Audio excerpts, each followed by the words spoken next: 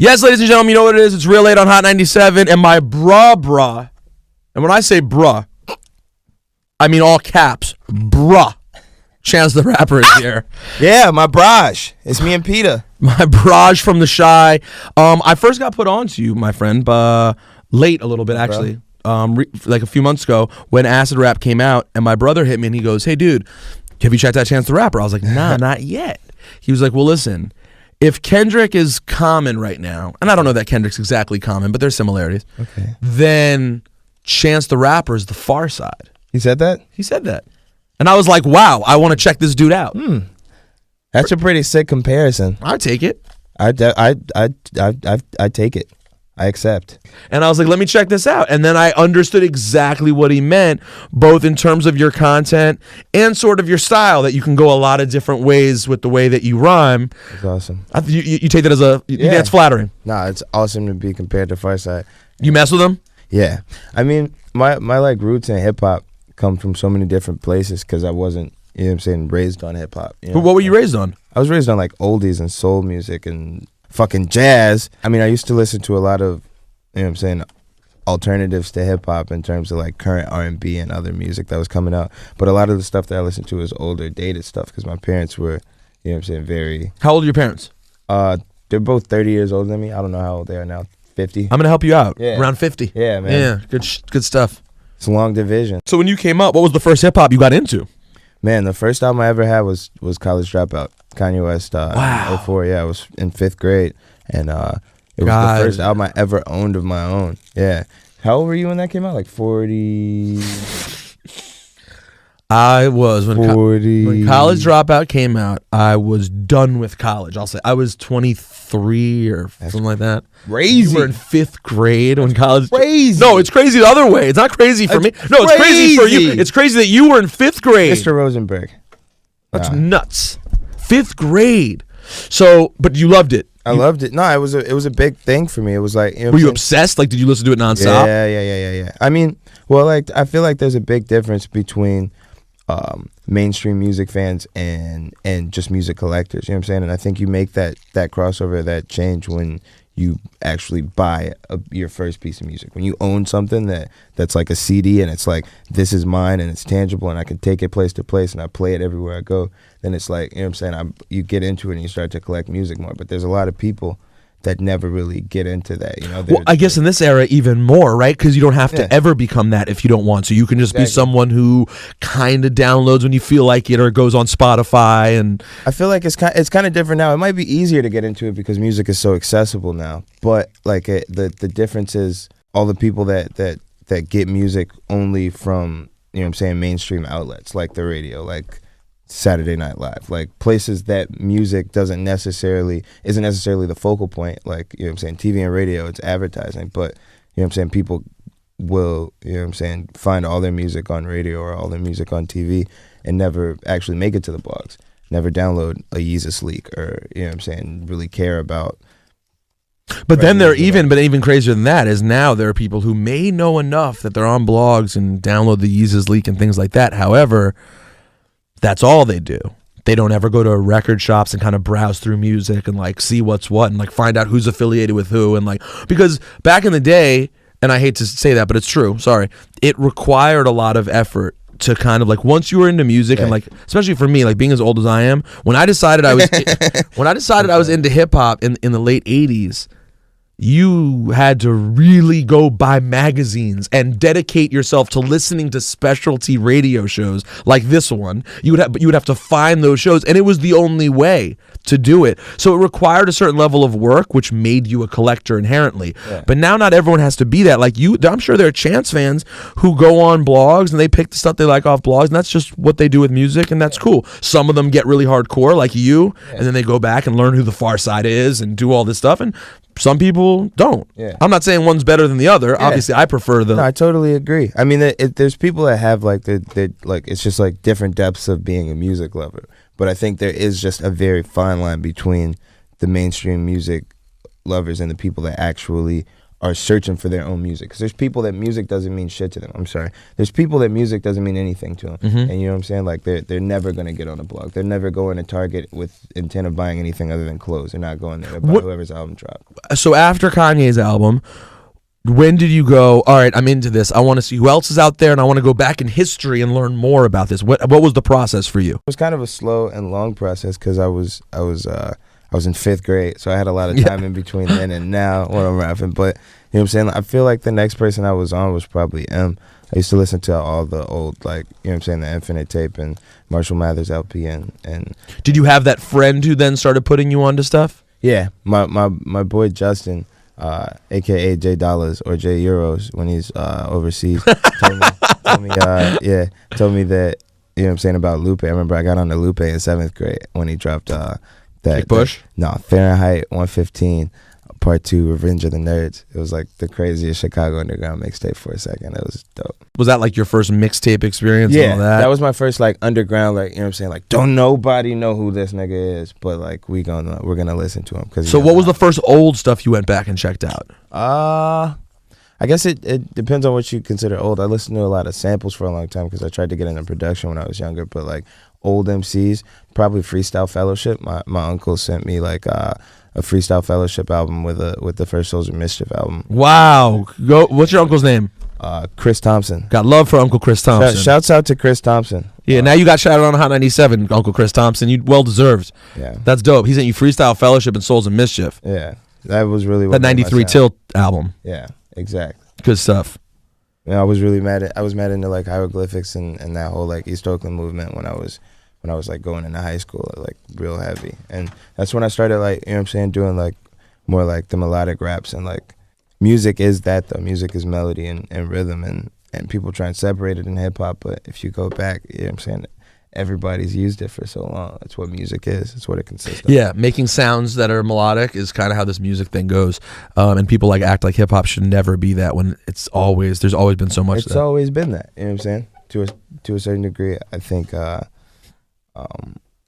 it lacks that at this point. Even though there's more and more artists, like thank God for Future and Drake, but like, you know what I'm saying? Like, I think the actual like the craft of it and making new melodies and you know what I'm saying, like people might be surprised by that statement that thank God for Future and Drake. People who don't know how rappers and artists tend to appreciate all kinds of music you think they could be surprised to hear you say thank God for Future and Drake? People are always weirded out by what, like, every time I like post about, I mean, I guess it's just because like I'm in a place where people kind of don't really know what I like or anything because I'm so new, but like I'll post like a song by like a, you know what I'm saying, some obscure like Swedish artist or something on my Twitter. People will be like, that person's terrible, how could you like their music? And I'm sure they do the same when you say it about someone like Future or Drake. It's like, why, because that shit's hot. I don't know what to say. People think that when you represent a certain thing, I deal with this a lot, that you never do anything else. Yeah. So like they'll come up to me and be like shocked that I like a song that's a normal mainstream song, and I'm like, I don't spend all my time listening to underground in an underground basement. Yeah, like that's underground cape on, like a vampire with a backpack at home. Like, don't get me wrong, my favorite music is raw hip hop. Yeah. Yes, it's my favorite. If I had to choose one to be stuck with, probably that. Although I don't know, because I would really miss out on some melody, like more melodic stuff. Yeah. April 16th, 1993. That's your birthday. I was born. Yeah. I just knew that. Yeah, you're killing this Wikipedia thing. No, what? No, I do research, bro. I do serious research. Chancellor Bennett. Wow. Yeah. Wow. Yo, did you get the Bennett? You should have gotten the Bennett.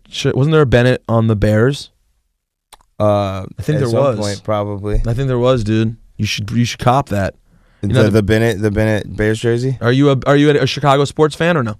I mean, to a certain degree, I'm more of like a Derrick Rose fan than like anything. But I mean, like, yeah, it's like a big thing in our city. Are the Chicago athletes on to you yet? Some of them are. Who hollers at you? Who hollers at you in these streets? Who's no? Holla at you. You know the guy from Dave Chappelle from the holla at you. No, Taj Gibson is a fan from the Bulls, and somebody else is a fan. Somebody on the Bears. I can't even really remember right now. A bull, a bear. It's a bear. No Blackhawks? Not that I Some know of the of. Blackhawks, y'all, they're in the Stanley Cup Finals right now. Yeah, they are. They're killing it in the Stanley Cup Finals. But it's kind of like, it's hockey. Yeah, Not really like, Yeah, they're not out They're there. more like, meh. They're not. Yeah, they're like, meh. I feel you. Meh. Not as much on the. What's the polar opposite of that? I was, beatbox. Yeah. They're more like, They're not enough. I totally agree that the Chicago Blackhawks are not nearly. They're just all.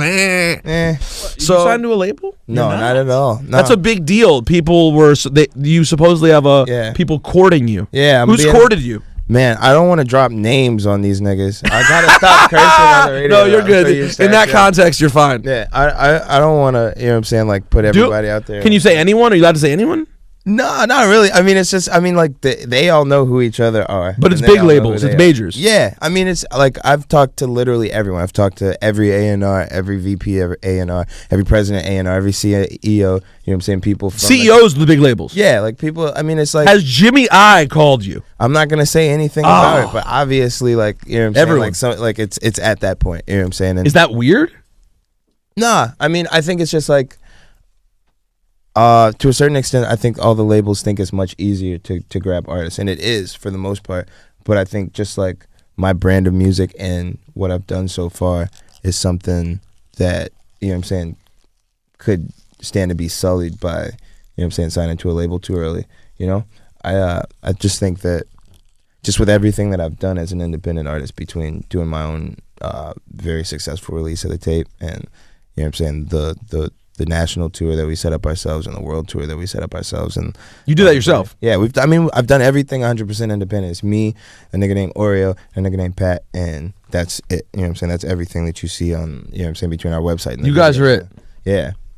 Shouts out to DJ Oreo. Oh, and Oreo, and you DJ, and you're the road DJ, and he's the road hands. Like if we get into it, like he's the man that show me your hands. Well, what's wrong with your hands? Hold on, grab the mic, Oreo. He doesn't speak. He just throws them bitches.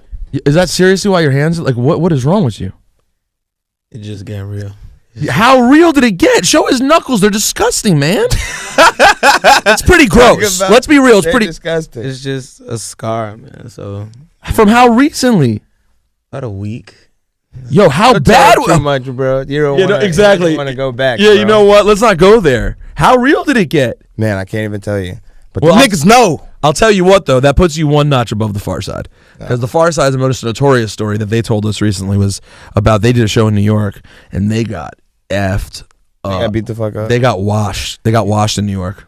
You get beat up sometimes. It's really. Have you gotten beat up? A bunch of times. I've lost a lot of fights in my life. Have you won some, though? Yeah. Well, ever since you started rolling with Oreo, a.k.a. Bumpy Knuckles. Bumpy Nuts Jr. A.k.a. Bumpy Nuts. Yo, you're Bumpy Nuts Jr., bro. You're like the very skinny, small Bumpy Nuts. About it for you, man.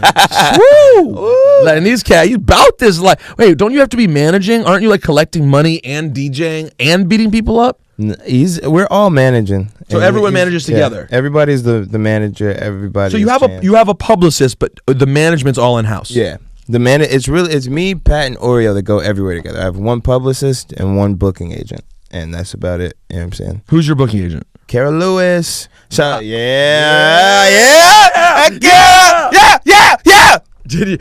Was your uncle psyched when you told him that your booking agent was Kara Lewis? He was. He has no idea who Kara Lewis is. I don't know why I said he was excited. Who's Kara Lewis to regular people? To regular people, well, everyone knows the Kara Lewis reference from Araby and Rakim. That's Do you not know what I'm talking about? I don't know that. Oh my.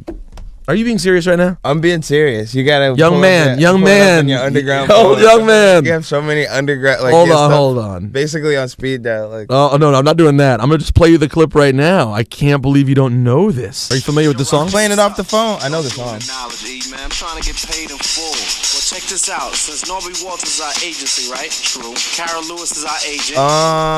That's mother effing Eric B. and Rakim, bro. Crazy. So for anyone who signs with Kara Lewis, to me that's always like you got Rakim's booking agent. You're gonna be good. She's a lot of people's booking agent. She's a lot of people's Eminem's, Kanye West. They're big too. They're all big. But not without Ra. When you listen to Chance, what stands out to me is that I don't give an F-ness. That you Yeah. do enjoy that. That's part of the vibe. I have so much fun when I make my music, and it's all about me, and it's all about what I want to do at the moment. And if I want to push back an album or just decide that I don't want to drop it, I can do that. I don't have any turn-in dates. I don't have anything. So you have to wait. So basically, what will happen is, I'm guessing is, and Oreo, you're in on this conversation as well.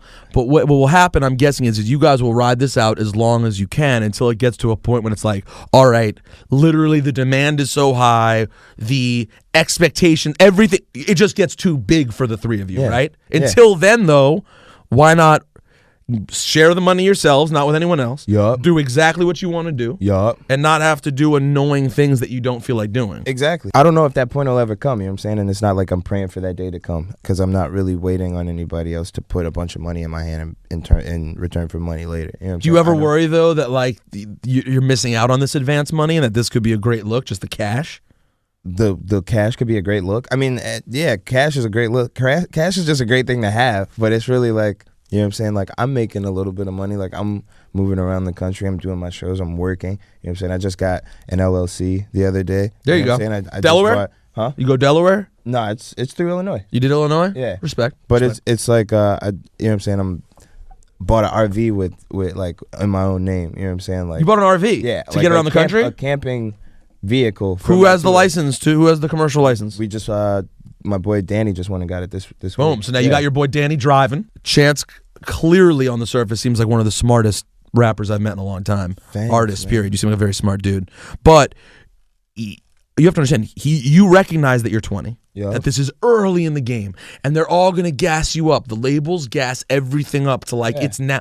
Yo, you're so young. You're so new musically even still. Like, you have a ton of development to do, I'm sure, in a million ways where you're going to look back and go, damn, everyone was wilding off these tapes. Yeah. I didn't even know what I was doing yet. You know what I'm As a saying? person too, beyond even music, like I'm just like growing, and it's like they kind of, the labels I think play a big part in like even like the fans' reception and the normal person's reception of how big of a role a label actually plays in an artist. And it's not really that big. If the artist isn't dope and isn't working and isn't, you know what I'm saying, putting out the hottest stuff, like there's nothing that a label can do for you except for put you in front of those people, you know what I'm saying? And I think like there's just like this skewed view from everybody on what that role is that they play in an artist development. And I've just through like living it, just through like, you know what I'm saying, I dropped a tape last year that was really big in the Midwest, the 10-day tape that, you know what I'm saying, took off to a certain level, and you know what I'm saying, we got a lot of label deals, but they were all crappy and terrible and an insult. You know what I'm Is there saying? a deal that would be good enough that you would take? At this point, I mean, no. What if it wasn't 360? What if they just wanted to put out your album and threw you a lot of money, and we're going to let you retain everything you wanted to retain? Because isn't the problem they all want everything? They all want to be like, hey, we like what you're doing. We can help you out. They Give all us want- yeah, everything. they do. Oh, exactly. And I mean, like, for me, it's really like, it's just the fact that it's not that time. You know what I'm saying? It's not time for me to be having somebody in my ear like, bro, you need to start working on the next album. Like, no, nigga, fuck you. You getting love from all the Chicago rappers? You met Kanye yet? No, man. I've never met Kanye. And Have you heard from him in any way? No. Not yet. Nah. Kanye's busy doing Kanye. He is. I'm just busy doing me. And what about Com? You have met Com, though. Crazy story. Common called my phone when I was like in high school. I haven't met Common since, but Common called my cell phone, like, cause he apparently like his grandma stays down the street from my grandma or some shit, like in some suburb of Chicago. Whatever happened, like my grandma was like, she knows that her neighbor's grandson was Common, and she was like, hey, my grandson's a rapper. You should have your son give my grandson a call, you know? And so I guess like his mom got him to do it, and he called me, and he was just like, it's like in his common voice, he's like, yo, Chance, killing it right now, brother, man. Like, you know, doing the Common thing. But it was on my voicemail. I was like a senior in high school when that happened. And he was just being nice, just being calm. He was just being Common. Like, Common's the nicest guy in the world. He's always like that, too. Yeah. I always think it's a put on just to bang chicks, but he's really like that all the time. It might be both. Well, it probably works well. Yeah. With the bang and the chick. How are the chicks going with you? You already getting that love out there? Let's be honest. Killing it right now in terms Woo! of getting cheeks. Like, really? It's ridiculous. Are you being honest now? Yeah, I'm being dead ass. Like compared to when you were just a regular like compared to like a week ago, it's working on an upward trajectory. It's like Every week is better. every week is different from the last week. Like, Have you gotten any ass off of Twitter yet? Just be honest about it. yeah, I've gotten ass off of Everything. Instagram. I got ass off of MySpace, off a MySpace commercial. People Are you in the even- MySpace commercial? Yeah, man. I'm the dude that's doing the dance. I've only seen it once for like 2 seconds. You really in it or you lying to me? He's really in it. How'd you get in there? They just liked snuck you? in. No, they booked me for it. Was it Scott? Was it Scott Venner?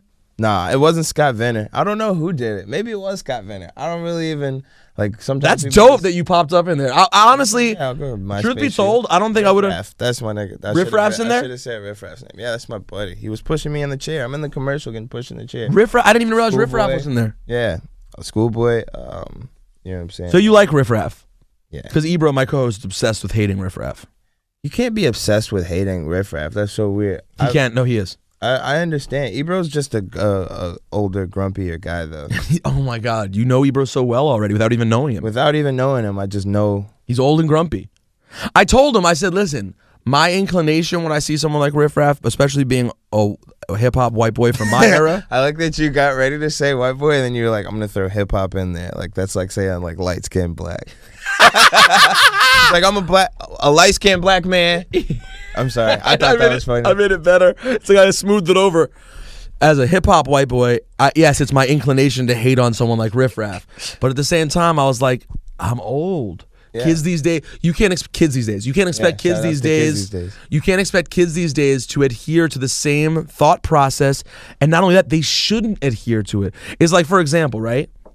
I don't say the N-word. I never would. It's not for me. It ain't right. Yeah. But I get in arguments sometimes with my co-hosts because I'll be like, listen, y'all having these rules that like no one's ever allowed to say it ever for the rest of life. You can't project that onto them. They didn't grow up with parents who were born in the 40s. My parents were born in the 40s. Like life becomes different. And yeah. hopefully the pain that words are able to have lose power as time goes on and things evolve. You can't want to keep things the way they were forever. Yeah. Why do we want to hold people to that standard? Man, I mean, why do we want to hold people to the don't say the N-word standard? Well, I'm not saying that one specifically, but in general, don't you hope that racial things progress in a way that older people don't understand? That would be the sign of progress, right? When there's a time where people don't get it. Or I think we don't really get it though. To a certain level, like we can never really understand the stigma of the N-word because we weren't around when, like, you know what I'm saying, niggas was really getting sprayed with water hoses by the people that govern and police the have you nation. ever heard the N-word in a hateful way? Yeah. You have? See, but you still heard it. Yeah. So then it still does resonate in Oh that yeah, same way definitely. for you. It's still it's still the same thing, especially if a white nigga calls you a nigga. Like it's not okay. Well, You but know hold what on. I'm But what if a white person, what if one of your boys who's your age uses the N-word in a casual, regular way?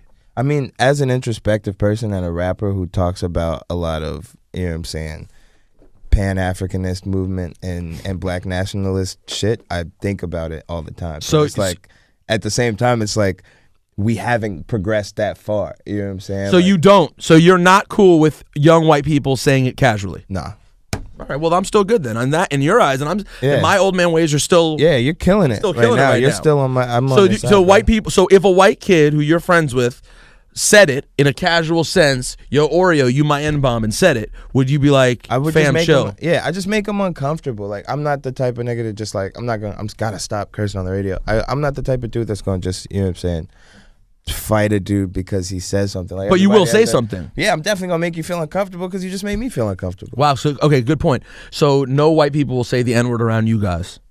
Nah, what's funny is we play all these shows in like middle America where there's only white people that have only heard my music and 50 Cent. Like that's their whole like, and that's what rap music is to them. And that may be what black people is to them. Yeah, that's exactly. And all of it is the same thing. Rap is black to them. And when they meet us backstage, those are the girls that are like, you know what I'm saying, they'll get to giggling and stuff and then they'll be like, oh, my nigga. I'm like, oh, what? So what do you say when a girl does that as she's trying to flirt with you? Let's say she's hot and you're trying to beat, and Like, she do says, this fop, and then you choke her shit. Nah, let me take He's that joking. shit back. I'm He's gonna joking. tell the fans. Nah, but real talk though, you just make them niggas super uncomfortable. I just be like, well, you gotta chill out or you gotta leave. And then the room get quiet. And I just turn and talk to somebody else. So in that sense, you can identify with someone like Ebro's feelings on Riff Raff. Because it sort of ties into the same thing in a weird way, like a mockery of the culture to an extent. Or as a perceived mockery of the culture. I feel you on that. I mean, I don't think Riff Raff's character is that deep. I don't think it's supposed to be necessarily... And I also think Riff Raff is actually crazy. I don't think it's so much of an act as people think it is. That's where I and Ebro disagreed. Is he was sitting right here and Ebro's there, and I'm like, from my perspective, this man, yes, is he hamming it up a little bit here and there? I'm sure.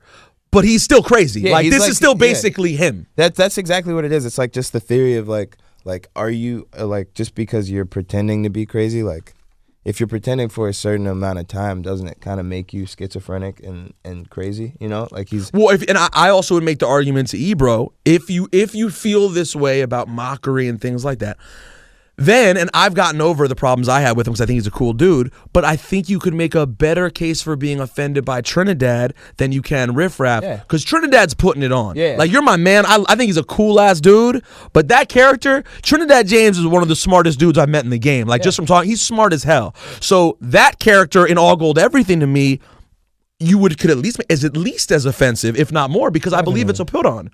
But I still like Trinidad James. I think there's more, but I think it was performance art. And I think as his career goes on, we're going to see that Trinidad James isn't really the all gold everything dude. No. I think we'll look back on that and be like, that was interesting. I think we still know. I think to a certain extent, everybody knows that, and that was really why that like his first record was really, really big, was because a lot of people understood that, and then the people that really, really latched onto it were the people that couldn't understand it. You know what I'm saying? And that's really where things go into mainstream, is when they stop being understood and just become popularized. Yeah, I think that's what worried people like me at the time. Is I was like, oh my god, do people actually believe that this is like what's happening? Yeah. But then it's like sort of like I'm an idiot, because he was standing out there holding a puppy. Like, it's pretty blatantly like I'm making a bit of a parody. Yeah, it was all. I mean, he's and I think I'm too. What was he in like the grocery cart? Trinidad James is one of my closest friends, also. So I just want to put that disclaimer out before like some blogger troll kid finds this and he's like, Chance the Rapper, this is Trinidad James. No, he's mad cool. And like when he came in, I had all these preconceived thoughts about it. And then sometimes I think I'm just an asshole who takes things too seriously, because I'm like,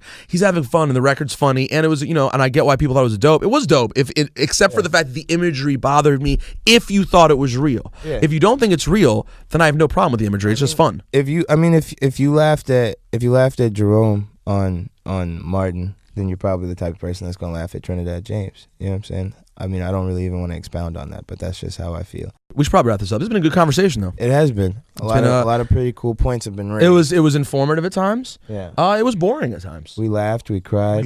We cried, and other times we felt other things that we don't know that we felt yet, but we'll go back and watch it later. Yeah. And we'll see how we feel. And edit it up, you know. I don't know how much, but for the internet, I'm gonna let this one go. I'm gonna let it be free. It's just gonna be real? Well, because I feel it's you're one of the artists who I find who I don't know that much about yet, who I'm excited about. So these are kind of important moments to see. One day we'll know each other for years. We'll be like, hey, remember that time we didn't know each other and we talked? We should do this show so many more times. I'll come in here all the time and talk to you about fucking hotcakes and racism whenever. I can tell that you have a lot. We could probably talk for a long time about this shit. We could politic, and then I'd be like, all of a sudden though, what I like to do is get into the conversation, and then when you start talking too much, I'll be like, yo, but you trying to kick knowledge? And then all of a sudden it gets kind of awkward and tense. Have you ever seen that Kanye interview where Kanye's like trying to make a point about he's trying to make a point about how the radio station, I forget who it was. I think it was Canadian radio though. But it was like, you know, they were censoring the word white on white girl. Like they wouldn't censor out any other word on Stronger or something. No, on Gold Digger. On Gold Digger, you know what I'm saying? He says, and when he get on, he leave your ass for a white girl. Leave your ass for a white girl. They bleeped out the white part. And he was like, he came on the radio and he was trying to talk and he was trying to make a point. He was like, I think it's weird, and I think that, you know what I'm saying, it's it kind of, you know what I'm saying, makes me lose my point that I was trying to make when you bleep out the white girl part. And he was just, he was trying to say that, and the whole time this DJ was on the other side, like, you know what I'm saying, trying to like, you know, like ante him up. I think he was just trying to make sure that there wasn't any dead air, because, you know, Kanye kind of like, you know, Barack Obama's it, and, you know, he's like, pause. You know They're both from Chicago. Yeah. See what I'm saying? Maybe that's a thing. Do you do that too? I do. I used to do it a lot more. Now I just, you know what I'm saying, it's like a stream of conscious. Yo, maybe one day you're going to know the president. I know the president very well, actually. Being serious or? Yeah, I'm being dead ass. Like, really? My pops was one of his general campaign managers in 2008, and used to be the state director for Illinois, and now he's the regional director for the Department of Labor. So I see him a lot. So you know the president knows you when he sees you. Yeah. He calls you chancellor. Yeah. How do you know him? Oh, you saw it on fucking Wikipedia. Shut up, man! Fuck is I did nigga- this research. nigga talking about- Chance the ruthless trip shrooms and lucid dreams is lucid, loosely based on music. Swallow my mucus, hope your pussy get herpes and your ass get lupus.